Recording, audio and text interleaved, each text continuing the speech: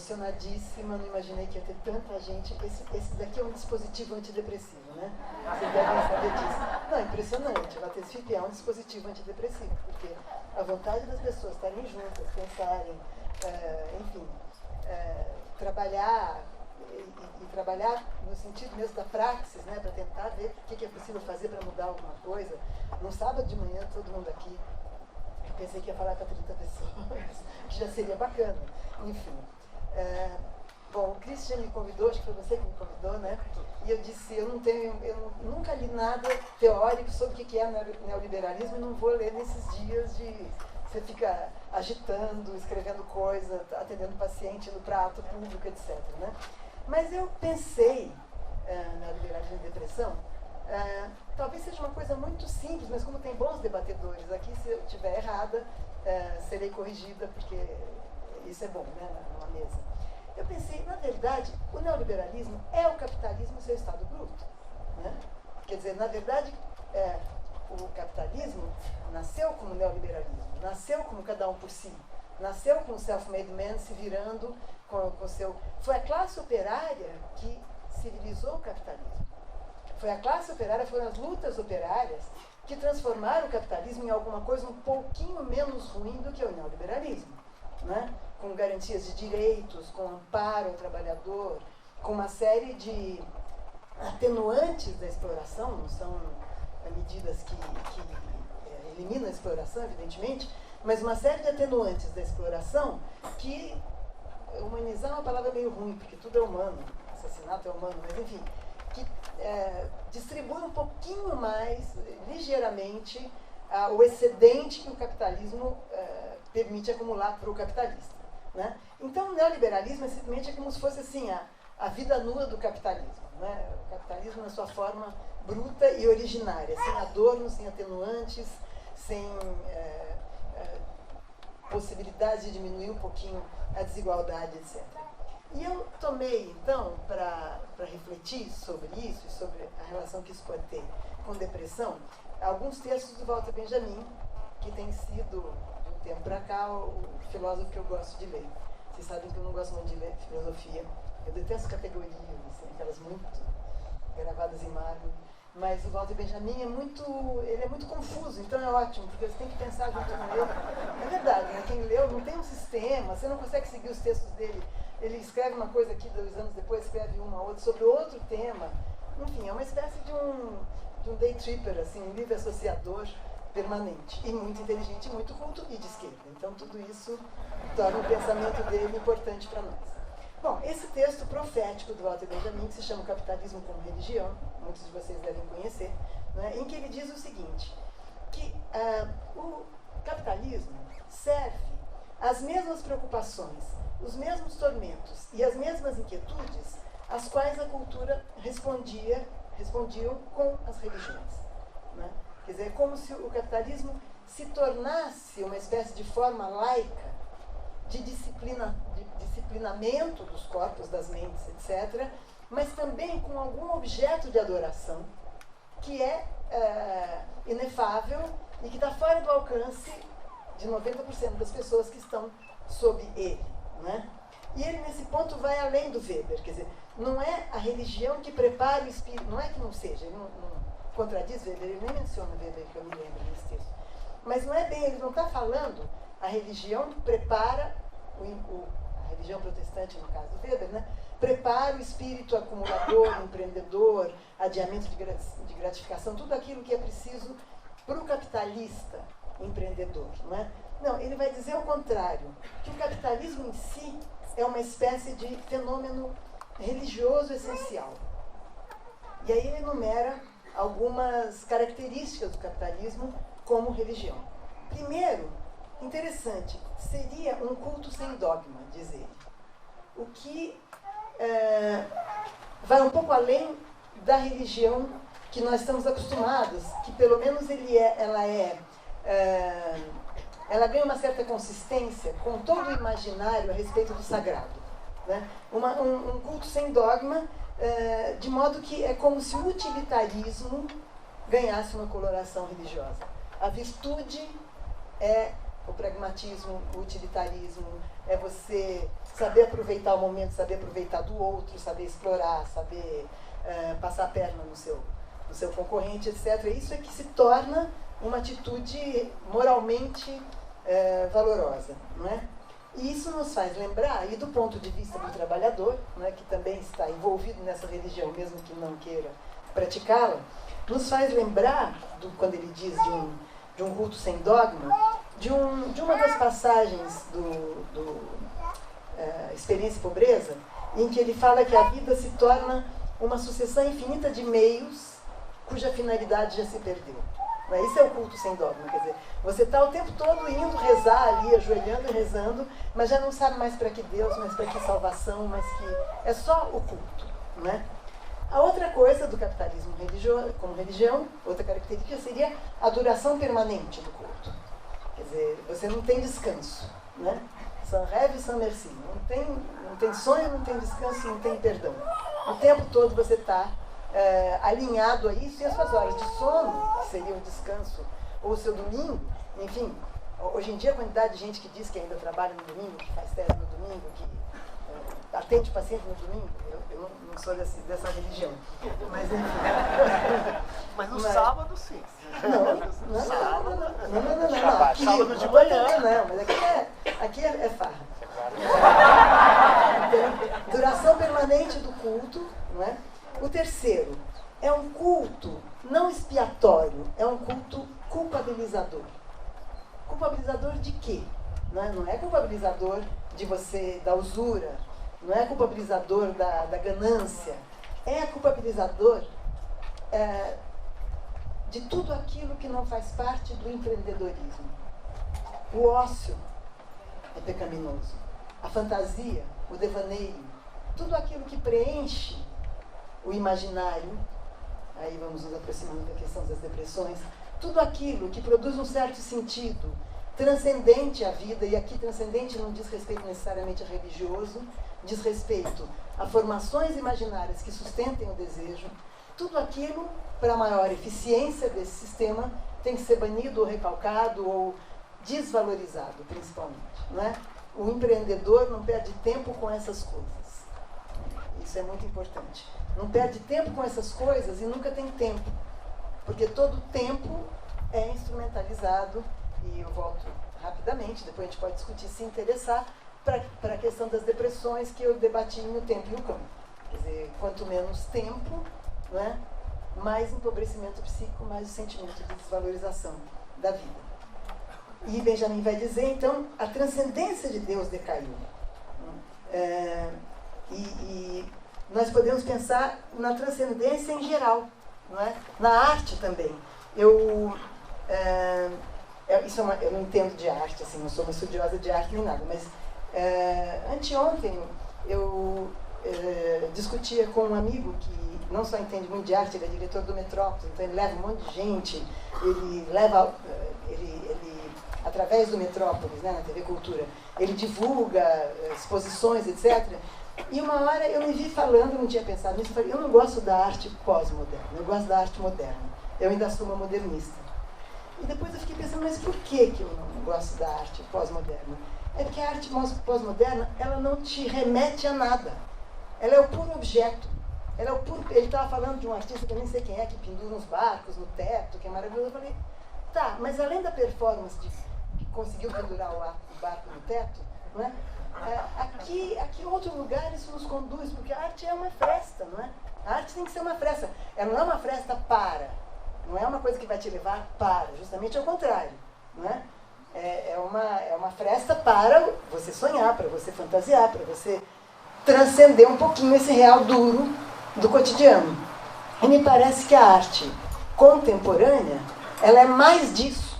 Tudo bem, você pode dizer, ela denuncia, mas se você denuncia sem fresta, é mais disso, né? O efeito, o bruto, o impacto, holy shit, né? Isso seria um pouco o efeito da arte contemporânea, mas evidentemente isso é uma outra discussão, eu não me sinto capacitada, foi só uma associação agora em relação à intranscendência da pós-modernidade, digamos assim, né?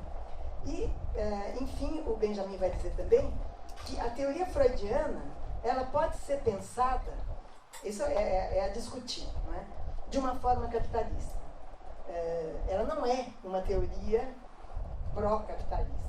Mas a frase do Benjamin é o seguinte, ele é muito livre associativo, né? O Benjamin era um viajandão, vocês sabem disso. Isso faz a filosofia dele não se esgotar nunca.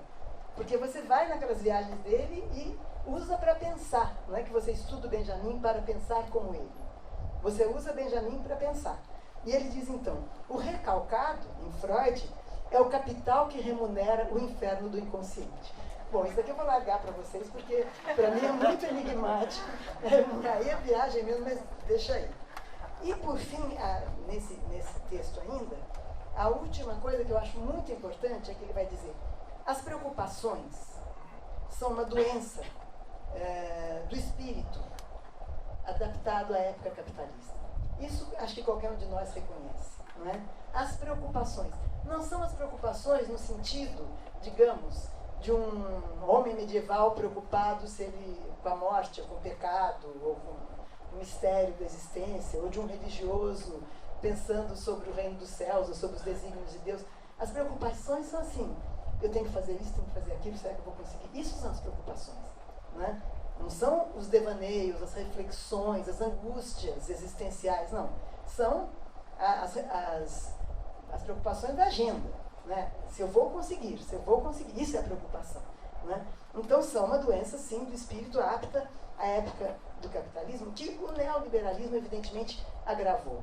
Porque tudo aquilo que Benjamin fala sobre o capitalismo, né? E ele está falando num capitalismo no século XX, em que direitos já tinham sido conquistados, o neoliberalismo agravou porque a precarização do trabalho, quer dizer, o cada um por si, no aspecto das preocupações, significa que o trabalhador tem que se garantir a cada dia. E o que é pior, ele tem que se garantir a cada dia, não no laço com os seus companheiros, que ainda é o modelo que trouxe para o Brasil, inclusive, esses últimos 20 anos, 16 anos, né?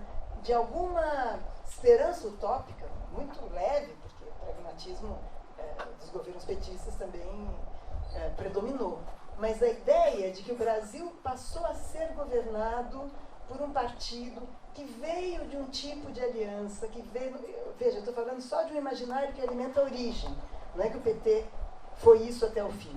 Mas o fato de que, na base de um partido que trouxe ligeiras mudanças para esse país, inclusive ligeiras mudanças que tinham uma intenção de desprecarizar um pouquinho a vida do trabalhador e do desempregado. Quer dizer, Bolsa Família, toda a medicina de família, tudo aquilo que precariza a vida do trabalhador, principalmente no capitalismo selvagem de terceiro mundo, como no Brasil, não é?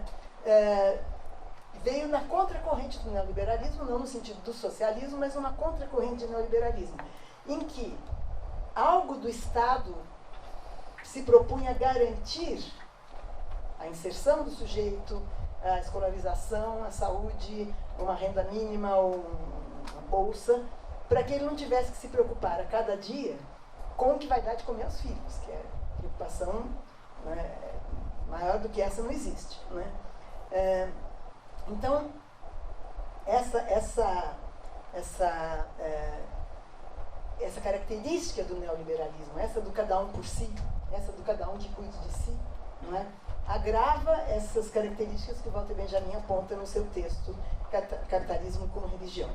E aqui eu tomo mais dois trechos de pensamento do Benjamin.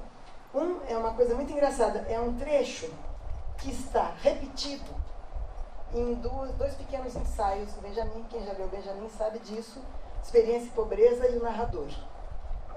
Como eu leio em português, nas traduções muito boas da Jean-Marie Gaimbin, esse trecho está repetido em dois lugares, e quando eu li a primeira vez, há 10 anos atrás, eu liguei para a Jean-Marie e falei, tem um empastelamento aqui? Ela disse, não, ele repete esse trecho. E esse trecho, ele está se referindo, vejam bem, à guerra. Né? Ele está se referindo aos efeitos da Primeira Guerra, ao entre-guerras, ele está falando. Ele está falando da Primeira Guerra, tanto no narrador, que ele diz, destrói as formas tradicionais de transmissão de experiência, quanto no Experiência e Pobreza. Ele diz, uma geração que ainda foi à escola num bonde puxado a burros, quer dizer, ainda ele está falando de um tipo de experiência, de um tipo de lentidão do tempo, né? Se viu, de repente, sob uma paisagem devastada, debaixo de bombardeios, né, numa paisagem devastada, onde a única coisa familiar eram as nuvens do céu. A única coisa que permanecia eram as nuvens do céu. Claro que ele é muito ardiloso, porque as nuvens do céu não se repetem nunca. Quer dizer, a única coisa que permanecia é o fato que o céu tem nuvens, porque não quer dizer que você vai reconhecer de novo nas nuvens do céu aquele elefante, aquele castelinho, etc. Né? Então ele está falando de uma precariedade da existência extrema no Experiência e Pobreza e no Narrador. Não é? Quer dizer, e a gente pode comparar com o capitalismo. Eu não sei se vocês lembram de um filme daquele chinês que fez sobre a Três Gargantas, a represa de Três Gargantas, que destruiu uma série de vilarejos. Como é que chamava esse filme? 10 anos atrás, 2006. Agora, Jiangxi, sei lá. Jiangxi. É assim que fala? Tá. E eu esqueci o nome do filme também, você lembra ou não? É um filme que... Still Life. Oi? Still Life. Still Life. Oh, beleza, Still Life. Exatamente, que seria Natureza Morta. Né? Mas o filme, não sei se em português estava com Natureza Morta. O filme se passa na China, é ficção, mas se passa com muito documentário, quando uma parte do rio foi represada e a quantidade de populações que foram deslocadas dali, e gente que teve que ir para a capital, gente que se... E era muito estranho esse filme, porque na China rica, nesse capitalismo hiper selvagem, que fez enriquecer a China, né, no começo do fim do século XX para o começo do XXI, todos os trabalhadores tinham o seu celular, tinham a sua comida, a sua marmita, e tinham mais algum tipo de, na época não era laptop, tinham 3 dispositivos que podiam ser importantes para mostrar que eles estavam recebendo um bom salário. Era o celular, era a comida e tinha assistência médica ali, não era o Estado, então mostra as pessoas nas filas do médico também, mas não tinham vida. Não tinham vida.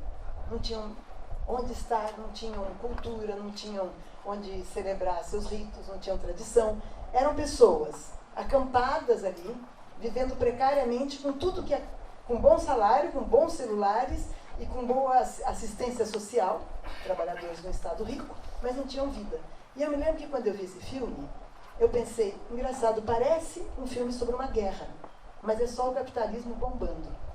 Então é disso que a gente está falando, não é? Do neoliberalismo. É disso que a gente está falando quando a gente pensa nos índios que vão ser expulsos, ou já estão sendo expulsos ali do Rio Madeira, para as obras de Santo Antônio Giral. Né? Que os governos petistas também têm que fazer, que eles também têm que alimentar, não é? A boca insaciável das empreiteiras. Então é disso que a gente fala quando a gente vê a inundação do São Francisco para fazer a represa que foi feita ali. Não é? Aliás, tem um filme maravilhoso sobre isso, de uma pernambucana, que ela faz o filme inteirinho, ela levou, é um curta-metragem, daqui a pouco eu vou lembrar o nome. Essa pernambucana, Isabela Cribari, eu lembrei do chinês, agora eu lembrei desse para falar da precarização. Quando foi inundada a represa, que eu não lembro mais qual era, fazer Belo Monte, não? Foi Belo Monte? Belo Monte. Inundou São Francisco, várias populações ali tradicionais foram deslocadas, não é que eles foram despejados, foram e montaram aquelas vilas preta-porter horrorosas em algum lugar, longe da água, e botaram aquelas pessoas lá. E essa pernambucana, que é cineasta e também é psicanalista, e conhecia alguém da região, ficou sabendo que nessa vila nova, de gente deslocada, começou a haver índices altíssimos de suicídio. Estamos no nosso tema, né, de perseguição e neoliberalismo. E ela então resolveu ir para lá. E ela percebeu que as pessoas não sabiam por que elas não queriam mais viver. Elas só não queriam mais viver. Elas tinham casa, elas tinham Bolsa Família, elas tinham, então, alimento, elas, enfim, tinham uma escolinha ali, tinha um posto de saúde ali, mas elas foram para um lugar inóspito, E elas perderam até, apesar de serem as mesmas, os seus laços com a brutalidade da mudança. E ela, então, fez um filme lindo. Ela leva as pessoas de barco até em cima, e ainda tem a torre da igrejinha ainda está lá. Ela leva as pessoas de barco e... chama De Profundis o filme. Pronto, lembrei. Vocês têm que... Aí vale baixar. E o filme é as pessoas flutuando em cima de onde eram as suas casas, né? Todas com boias, etc., flutuando em cima de onde eram as suas casas. Foi uma espécie de terapia que ela fez, para as pessoas recuperarem alguma coisa, né, e elaborarem alguma coisa. Não é recuperar, porque eu não tenho que recuperar, mas fazerem um luto em loco, alguma coisa assim. É muito belo esse filme, eu sugiro. Então, isso que parece uma guerra, mas é só o capitalismo, acontece aqui também, toda hora, né? Agora são os índios, por causa do Rio Madeira, são os índios. Os índios sofrem de depressão. Na Comissão da Verdade, quando eu estive em várias regiões de onde os índios foram deslocados, do tempo da ditadura, foi diferente que foram os que eu fui escutar, porque já passou muito tempo, eles já se rearticularam, já se adaptaram a outros lugares. Mas os que estão melhores, por exemplo, que são os Oemiri e Atruari, lá em Roraima, são os índios que lutaram, se defenderam, e através de um ex-agente da FUNAI, que virou uma espécie de Fidel Castro dos índios, ele mantém aquilo ali com muito autoritarismo até, mas ele conquistou um pedaço enorme de terra e demarcou uma região enorme para os Oemiri e Atruari, que mantém as suas aldeias, que mantém as suas tradições, e que tem celular, e que tem antena para pegar rádio. Quer dizer, é muito interessante, mas eles, entre a tradição e a ruptura, eles escolhem onde eles querem ficar. Eles não são jogados, como ainda estamos no tema do neoliberalismo, né? Enfim, e para voltar para o Walter Benjamin, quando ele então está dizendo essa geração que foi numa escola, que ainda numa charrete puxada por burros, etc., se viu debaixo de bombardeios, então ele usa a metáfora da guerra, mas depois, no Experiência e Pobreza, ainda falando da violência da vida sob o capitalismo, ele vai dizer: e aos olhos das pessoas preocupadas, voltamos ao tema da preocupação, com as infinitas ocupações da vida cotidiana, os dias se perfilam como uma sequência de meios cuja finalidade já se perdeu há muito tempo. Ora, eu fecho com essa intuição do Benjamin, não é? Quer dizer, a depressão, uma das formas de sofrimento da depressão, que é sintoma, mas também está na origem, é a perda de sentido da vida, não é? Ela é um sintoma, o depressivo sente que a vida não tem sentido, mas não é que ele sente que a vida não tem sentido porque ele está fantasiando, é porque ele perdeu um elo de sentido. E se a gente pensar na depressão não como um sintoma individual, porque daí na clínica você vai encontrar diferentes razões para aquela pessoa ter perdido o elo de sentido. Mas se a gente pensar na depressão como um fenômeno coletivo, né, essa perda de elo de sentido, ela faz sentido. Quer dizer, para nós, teoricamente, não é? Porque as pessoas infinitamente preocupadas com as ocupações da vida cotidiana e os dias que se perfilam com uma série de meios cuja finalidade já se perdeu, isso é o vazio cheio, né? É o vazio cheio de ação. E se nós pensarmos nos nossos dias, muitas vezes eles são assim, não é? Eu tenho que sair para fazer isso, e isso eu tenho que fazer para conseguir aquilo, e depois aquilo eu tenho que fazer para chegar lá, e depois eu tenho que fazer para acabar, esgotar essa parte da agenda, para começar outra. Acho que ser psicanalista nesse ponto é uma sorte, vou chamar de uma sorte, porque foi uma escolha, mas foi uma escolha lá atrás, 30 anos atrás. É uma sorte porque não perde o sentido essa atividade. Eu acho que quem está aqui e que provavelmente vai escolher profissões ligadas à transmissão, ao pensamento, à política, etc., não está condenado a esse vazio que o Benjamin descreve, mas esse é o vazio de sentido que vivem as pessoas nas suas vidas de escritório, nas suas vidas de balcão, nas suas vidas de bolsa de valores. Quer dizer, a depressão e o vazio de sentido, a pobreza do imaginário. A pobreza do imaginário. Né? Porque o imaginário é a psicanálise lacaniana despreza um pouco o imaginário, e quando eu escrevi O Tempo Cão, eu tentei resgatar o valor do imaginário. Porque a fantasia sustenta o desejo. Claro que na análise você pode tentar que o sujeito se comprometa com a sua posição desejante, com a sua condição desejante, e não se agarre em uma fantasia, porque ela também sustenta o sintoma, né? Ela não sustenta só o desejo. Mas o sujeito esvaziado de fantasia está deprimido. E o pior, no Brasil, quem é que faz suplência para a nossa pobreza de imaginário, vocês sabem? A televisão. A televisão, e se a gente pensar nas telenovelas, que eu não acompanho mais, mas que nos anos 70, o meu primeiro trabalho um pouco mais acadêmico, que ia ser uma tese, no fim, eu não defendi por motivos de vida pessoal, tive filho e tudo, mas o meu primeiro trabalho foi sobre as telenovelas da Globo e seu trabalho de suplência de laço social durante a ditadura. E ela continua fazendo esse trabalho até hoje. Eu pretendo tentar reeditar. É um trabalho, como pesquisa, é um trabalho precário, mas tem algumas ideias ali que, para quem se interessa no assunto, pelo assunto, pode levar adiante, né? A Rede Globo, ela tinha esse papel. As novelas das 8 da Globo, durante a ditadura, principalmente quando já mais passados o período mais repressivo, mesmo já nos anos 70 para diante, elas tinham exatamente esse papel. Quer dizer, elas davam forma, elas davam consistência imaginária para problemas lidos como problemas individuais, da vítima, da mocinha pobre, do cara injustiçado, sempre eram problemas individuais, mas ela dava também uma tentativa das pessoas acharem que elas podiam sair daquilo, individualmente. Só que o social estava tematizado ali de uma maneira subreptícia, quer dizer, põe um tampão aí, não é? Cria uma consistência imaginária e escamoteia a questão coletiva, social, que estava em jogo naquele momento, né?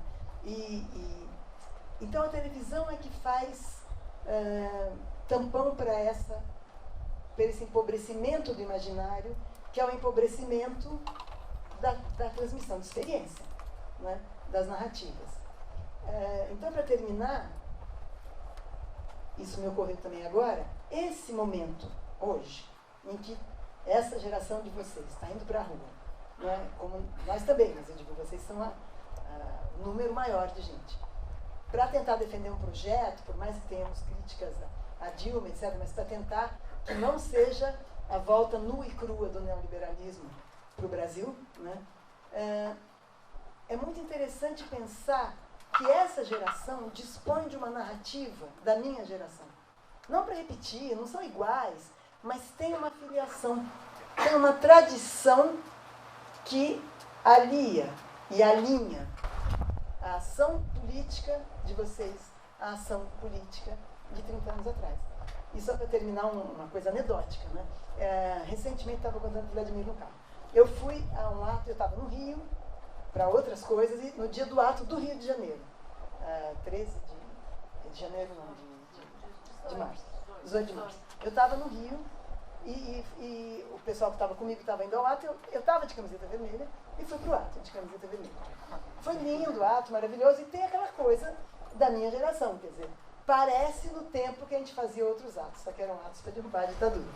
Quando eu me cansei, eu desencontrei das pessoas e eu fui sozinha para o metrô, para tomar o metrô no Odeon, não aconteceu nada. Se fosse em São Paulo, talvez fosse mais perigoso. Não, passei por um monte de gente, tudo, mas não aconteceu nada. Sentei no metrô e sentou um senhor do meu lado, olhou e disse: eu fico nostálgico, isso me faz pensar do meu tempo. Eu falei: quando foi o seu tempo? Que idade você tem? Eu falei: eu tenho 60 e tal. Eu falei: eu também, né? Ele disse: pois é, naquele tempo que a gente ia para a rua. Então vejam que coisa curiosa. Quer dizer, ele estava na sua narrativa, que também é minha, não é? De um tempo em que havia uma euforia em ir para a rua, em que havia uma alegria em ir para a rua, em que o Chico cantava Vai Passar e ele estava proibido de cantar, e ele dava o primeiro acorde no show e a massa cantava inteira para ele ficava quieto só tocando violão, né? Porque ele não podia cantar a letra, mas a gente podia. Então, esse era um tempo de euforia. E eu falei para esse senhor: mas veja, naquele tempo a gente estava derrubando uma ditadura, hoje a gente está tentando evitar que venha um golpe, né? Mas, de qualquer maneira, essa geração vossa, né, tem uma narrativa. E uma narrativa não significa algo que aprisione. Ah, agora tem que ser igual. Significa algo que cria um sentimento de pertencimento e de produção de sentido continuado. É claro que essa narrativa, nesse momento, tem que se transformar em outra narrativa. Não pode ser a mesma. Esse senhor estava preso à sua nostalgia, mas ele estava preso porque eu falei, então por que você não foi? Né? Se ele estava achando tão bonito tudo isso. Se ele não foi, ele ficou preso ao passado. Ele estava rememorando nostalgicamente como era bonita a minha juventude. Né? Enfim, agora me perdi um pouco, mas acho que é isso. Vamos para o debate. Obrigada.